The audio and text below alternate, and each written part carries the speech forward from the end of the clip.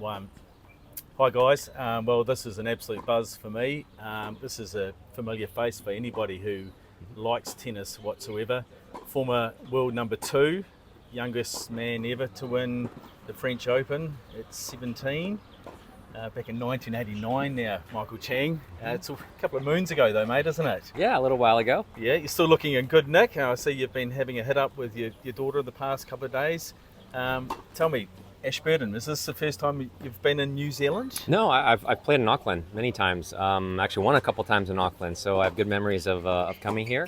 First time, obviously, here in Ashburton, and we've been here for quite a few days, and we've enjoyed it. It's a cute city, and looking forward to playing some good tennis this week. It's a nice wee setup we've got here as far as the tennis courts go. For a town of around 30,000, it's a pretty good wee facility, yeah? Yeah, definitely. I think the courts are great, and the setup is nice, and like I said, it's pretty easy to get around town, and everyone's friendly here. So it's and weather's been great. I've been told it's a little bit cooler than what it normally is, but no complaints, and we've enjoyed it. Cool. All right. Let's talk about your daughter.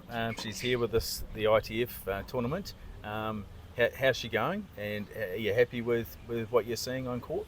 Yeah, I mean, our preparation has been pretty good. I think she's got a bye, so she didn't play today, and she'll start off tomorrow. And like I said, hopefully it'll be a good first tournament of the year for her. And we've got a few stops here along the way in New Zealand, so looking forward to our time here, and hopefully her doing well in these ITFs.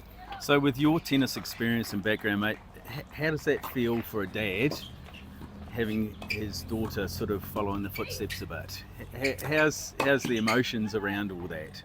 I think I kind of look at it very much in a long-term perspective.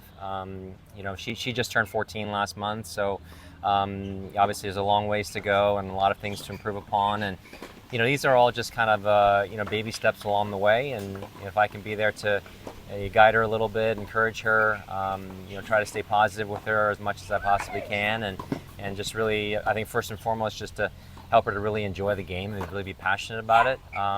We'll see where God takes it from there. But she's been around the sport for a long time, and she's traveled around the world to all the big tournaments. Especially when I was working with Kay, and I think when you're in that kind of atmosphere, you're around the best players in the world on the grandest stages. How do you not love the sport? Yeah. So that's really where where it came from, I think, for her, and she loves being out there and loves competing. Are you doing any coaching yourself at the moment? Not outside of her and our little boy. Outside of that, just working with them and traveling a lot. Actually, this whole ITF circuit is quite busy, and it's not the same junior circuit than when I grew up. A lot more traveling and a lot more movement for sure.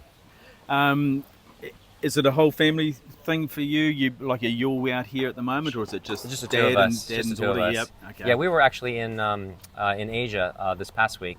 I did an event, a special event in Macau, and then we were in Hong Kong for the ATP tournament over there for a few days. So kind of a little bit of a diversion to come out here, but time change is not too bad coming from Hong Kong, and the weather is similar to California, I think, in many regards, maybe just a little bit windier, but I think we're looking forward to our time here. When you're around tennis like this, does it sort of remind you, and do you make you miss the game, or are you happy that it's sort of in your past personally?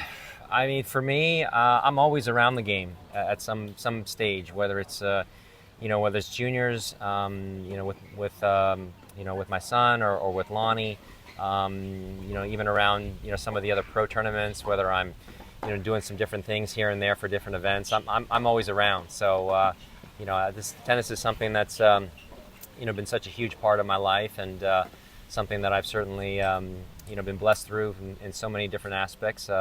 Both on and off the court, and for me, I don't see that changing anytime soon. Do you keep in touch with any of the old rivals? Sampras and I don't the like? see Pete, and I don't see. I'll see Andre every now and then. Jim, I'll run into every now and then because he does commentating for a lot of the events. Yes, yeah. You know, Pete's kind of out of the tennis scene, so. You know, when I'm on the road and I'm at a tournament like Hong Kong, obviously I'm seeing a lot of the guys and saying hi and catching up a little bit, and you know, and obviously some of you know, my contemporaries or, you know, guys that I competed with are still out there coaching. So you know, I'll run into some of those guys, you know, Goran and Yvonne. You know, they're out there coaching and still be out there on tour. So you know, by all means, we're still crossing paths. So Ivan, how's the relationship there? Because that was a titanic battle you had in the French Open, where you were suffering from cramps and mixed things up with some high balls and things, and sort of got under his skin a wee bit. And is all that sort of stuff left on the court? And you know, I've never had a bad relationship with Yvonne. Yeah. Before the French Open, after the French Open, and into our retirement, I've always gotten along very, very well with Yvonne. I have the utmost respect for him as a player and as a person. You know, I think he was really one of the first guys that really brought an incredible amount of professionalism to the sport, which obviously he's carried on to many generations after that. And now, you know, he's out. Obviously, he's working so much with Andy Murray and now working with Hercats. So and he's going to do a great job there. So you know, like I said, when I do see Yvonne, we always take some time to catch up a little bit, whether it's on tennis, whether it's about our families, whether it's about golf. He's you know, he's a good guy, and I've appreciated his friendship over the years. Awesome. All right.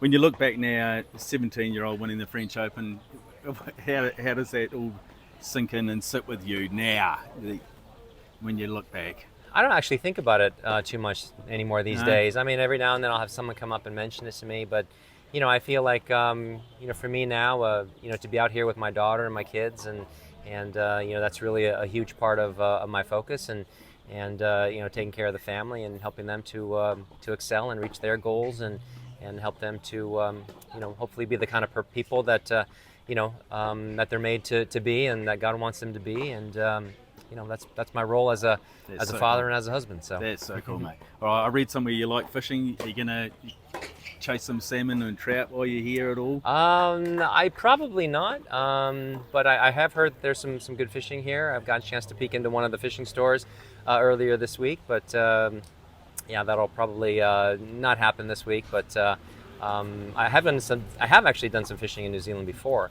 So that was fun when we did it, you know, quite a number of years back. Awesome. But yeah, I'm just going to enjoy the city and hopefully watch my daughter play some great tennis this week. Wish her all the best. Great. Thank you so much for your time. Really appreciate it, Absolutely. Michael. Cheers. Yep.